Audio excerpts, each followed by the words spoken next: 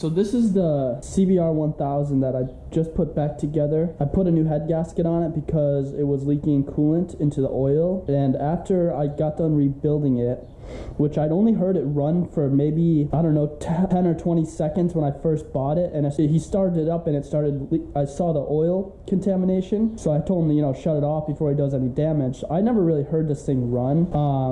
I rebuilt it, put the head gasket on it. I cleaned the internals out. I checked the cylinders and the pistons to make sure the pistons weren't loose or anything. Like there was no evident slop in the pistons or the rods. So I put the whole motor back together, and yesterday or the day before I got the bike running for the first time, and so the oil problem seems to have gone away. The oil's fine, like no coolant in it, but there's a pretty prominent tick or knock that comes through the motor, and I've listened to it with the stethoscope, and it sounds like it's actually really hard to tell where it's coming from, because usually if it's on the bottom end it's pretty obvious, and I don't really hear it on the bottom end. I hear it more top end. So today we're gonna pull this air box gas tank off, pull the valve cover off, and see if we can see anything evident in the internals of the top end. So the first thing I'm gonna try today before I take this thing apart is I want to record and also listen to the motor in slow motion. I should be able to count the knocks, and the knock are going to be in half time if they're top end. If they're bottom end, they're going to be similar to the RPM range here. So let's actually try this out.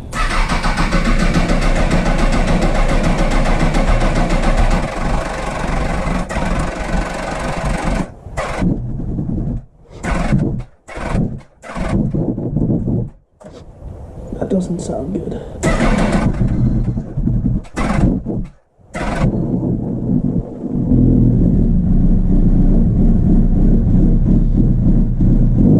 Let's try this again in slow-mo. Let's start it up.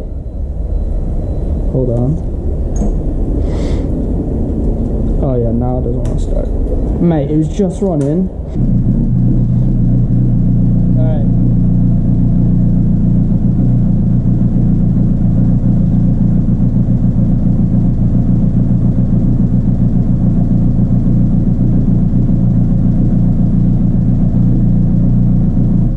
Let's see if we can hear it.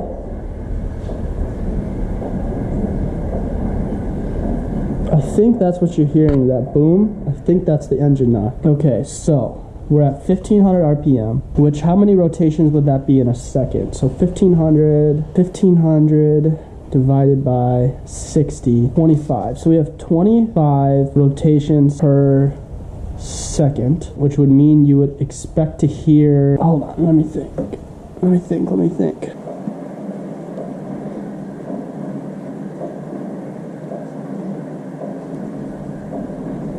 Okay, it was around, you heard it around 6 times a second. Let's double check ourselves here. Okay, it's around 8. So you heard that 8 times a second, which is about a third of your cam. So, okay, so here's the thing. So you're hearing this knock 8 times a second. The crankshaft is rotating at 25 times a second. So let's think what that means. You would hear a knock, if you had a bad rod bearing, you would hear a knock on the top. So when you're firing and when you're compressing, right, which is happening how many times a second? It would be happening twice this, right? Or am I tripping out here? So after talking to my buddy AJ, who's a wizard with this stuff, and doing some math, I found that the sound I'm hearing is it's happening too infrequently to be the bottom end. So I basically counted that it was happening between 8 and 10 times per second. The crank is rotating at around between 20 and 25 rotations per second, which I don't hear. The camshafts are rotating half as infrequent as the crank would be. So you're hearing the cams as opposed to the bottom end. So this is a good thing. This means the top end might have a loose valve or something that's easier to fix than a crankshaft. So let's start digging into this thing, see what we can come up with. Got it. Pulling shit apart again. It's a Sunday. It's raining out. I could be doing drugs, but I'm not. I'm not doing drugs. I'm gonna work on this motorcycle. Oh my God. It's your main fuel line. Let's put that right there. This seems really familiar. This seems like I might have already done this, like yesterday.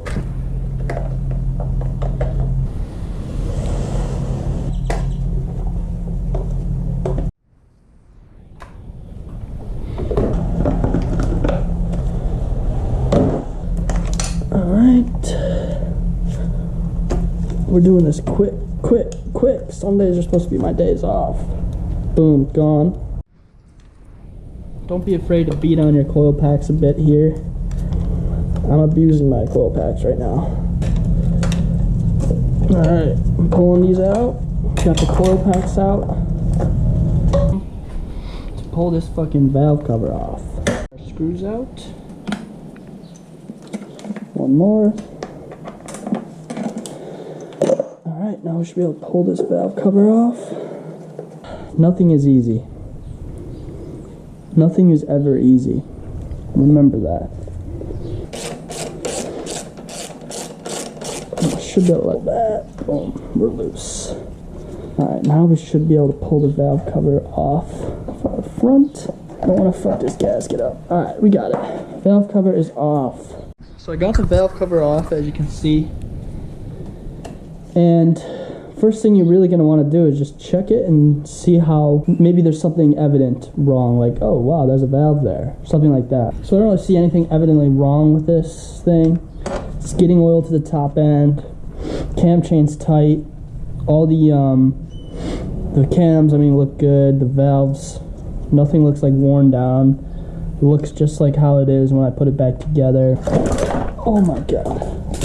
And is what you're going to want to do is find on your crankshaft here. So this is your timing mark right here. I hope you can see that. This mark right here. So you want to line up the fire. I'm going to rotate the engine until I find, till on my mark. In. And we're going to consult the manual here. So let's look at the manual, and you're going to want to go to, let's see, maintenance. It's either going to be cylinder head and valves or maintenance. And this is going to be our valve clearance inspection. So let's use our handy feeler gauges here. So this is saying the intake valve should be that's millimeter, right? Yeah, 0.16 mil. So we're going to do, this is going to be your intake clearance right here. That is going to be first, second, third. So this and this should be at, that feels pretty good, okay? That feels pretty fucking good. That feels good as well. So, pretty happy about that. I'm going to do half turn. So that index mark is facing up, as shown. So now, check the valve clearance for number 2 and number 4. This is going to be the exhaust, and that's going to be 0.3 millimeters. This is what our intake should be. Let's do that. 2 and 4 are going to be the same.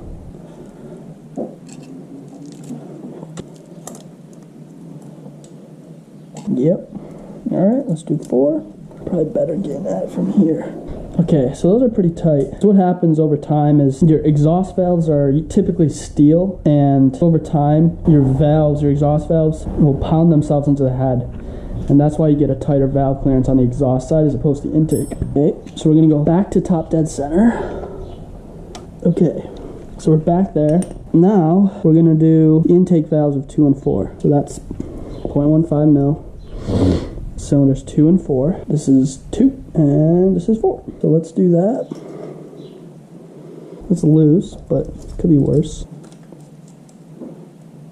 Loose. So those are pretty loose. So let's try. Your should be plus or minus 0.03 mil. So let's go up a notch. So we're at 0.15 mil.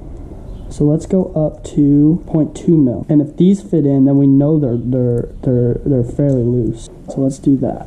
Okay, so I can't fit, I went 0.05 mil up, and I can't fit, oh, that one's loose for sure. Here.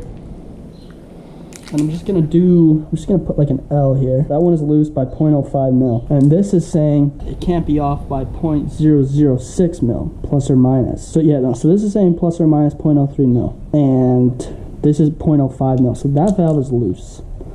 That valve is loose. I marked that. All right, next step, turn it back to the index line. Check the exhaust valves on 1 and 3. So we're gonna rotate this again. All right. A little tight. Oh yeah, she's a little tight for sure. Let's check 3. All right, so we know that those are tight. So let's check the spec and go down to 0.25. 0.25. If this fits in there loosely, or tightly rather, then they're, yeah, see, that's tight. That's really tight still. That one could pass. Those ones seem okay. Let's go down to 0.25 mil. Yeah, so these are tight. I'm gonna call those ones tight. Let's get our marker, and we're just gonna do T and T. So those are tight. And what's left we have to do, is that all of them? I think we checked all. Yeah, we did check all of them. There's the one intake valve that was loose. Just want to see exactly how loose it should be. I went up from 0.15, which is where it should be. A 0.2 fit in. So we're gonna see if I can fit a 0.25 in there, and I can. So this valve is very loose. So let's go up to 0.3 mil, see if it fits in there. Yeah, so that valve is fucking loose, man. Let's see if I can get a 0.35 in there. So this would make it 0.2 mil over what it should be. Yeah, so I can fit. That's bad. Yeah, that's bad. So this valve is off 0.2 mil. Problem, I'm gonna re-shim this bike. This valve is way off. Like it's twice what it should be at. It's supposed to be at 0.15. It's at 0.35, which is over twice what it should be at. So I'm gonna re-shim these in the exhaust. A few of the tight valves here on the exhaust. I marked these, so I'm going to go down sizes on these and then upsized on these. So we'll see what happens. Let's get this apart. Pull the cam tensioner loose. Let's loosen this. God damn, everything's so difficult. I need a bigger shot. Alright, let's loosen the back end. Cam chain. This has got to come out. This is gonna suck. Alright, I'm loosening all these bolts. I'm gonna pull this thing off first, this first tower. So you just want to gradually loosen these bolts. I've got these all loose. Let's see if we can't get these fuckers off. God damn. Bitches are on. Got our first tower off. Now it's time for our second tower. This tower off. Pull the cams out. Intake cam. Okay, so this is the valve in question, number 3 right here. So let's pull it off and see what it looks like. I like to use a magnet. Pull this out. This shim in question. Definitely seems loose. Pull this other bucket out here and see what this looks like. Notice how this one came out with the bucket? That's interesting. Alright. So you can see this valve here. You see this keeper that I'm pointing to? You see how it's... So I'm going to pull this one off and you can look. So this is all fucked up. Look at that. Look at that. Proper fucked, man. Look at this one.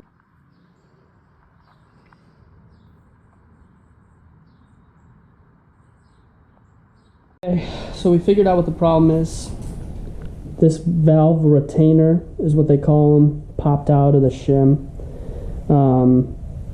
basically, that's due to wear. That's just due to wear. That's what was causing the sound, because now the valve's out of time. I could go into it, but bottom line is, I have two options. One, pull the motor, pull the whole head off, like I just already did. That means putting a new head gasket in it. And if I have it apart, then I can just pull the valve out and pull the spring and do it, how you technically should do it. The way I'm going to do it, though, is because I don't feel like doing it the right way. This is still the right way, but it's a bit of a cheat. And I'll make another video about this, but basically you get your piston up to top dead center. This is a number 2 piston. You get it at top dead center, which means it's basically interfering with the valve. The valve can't drop into the cylinder because the piston's in front of it. And I'm going to build some sort of mechanism to basically compress this spring here with the head still on, compress the spring, and be able to fix that and put a new keeper in. So if you're interested, stay tuned for that, and I'll show you how to fix this problem. Boom.